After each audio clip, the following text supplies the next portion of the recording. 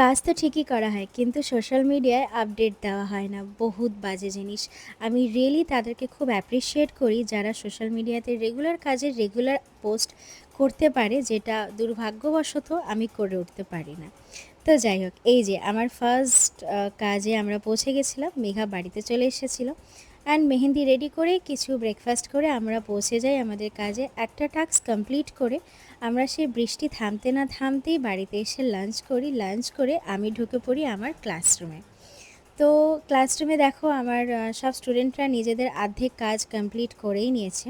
ওরা হাফবেলা হাতে প্র্যাকটিস করে অ্যান্ড হাফবেলা ওরা আমি দেখাই ওদেরকে প্রবলেমগুলো, ওদের প্রবলেমগুলো আবার সলভ করার চেষ্টা করি অ্যান্ড আবার কিছু নতুন নতুন ডিজাইন প্রত্যেক দিন ক্লাসেই দেখানো হয়। তোমরাও যদি আমার কাছে মেহেন্দি শিখতে চাও তাহলে ঝটপট করে নিজের নাম আমার খাতাতে লিখিয়ে ফেলো, কারণ আমার মেহেন্দির ক্লাস আবার নেক্সট ইয়ার থেকে শুরু হবে।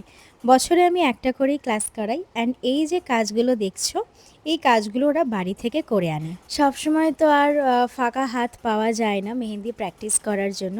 তো আমি আমার স্টুডেন্টদেরকে বলি যে হাত পেলে অবশ্যই হাতে হোম টাস্ক করবে আর সেই কাজগুলো আমাকে ফটো তুলে এনে দেখাবে। অ্যান্ড ওরা সবাই পেপারে এই হোমওয়ার্কগুলো বাড়ি থেকে প্র্যাকটিস করে আনে। তার সাথে ওদের যেটা প্রবলেম হয় সেই প্রবলেমগুলোকে আবার দেখানো হয় অ্যান্ড তার সাথে সাথে কিছু নতুন নতুন ডিজাইন প্রত্যেক দিন ক্লাসেই দেখানো হয়।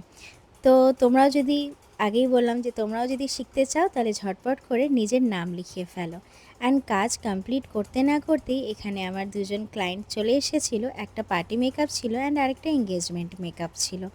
তো বাস, আজকে সারা দিনের কাজ কমপ্লিট করে এই যে নিজের একটু সেলফি তুলে আমি চলে গেছিলাম ঘুরতে। এত কাজ করার পরে ঘুরলে অনেকটাই মন রিল্যাক্স হয়। তো যাই হোক, তো এই ভিডিওটা এতটাই। তো চলো টাটা, দেখা হবে নেক্সট ভিডিওতে।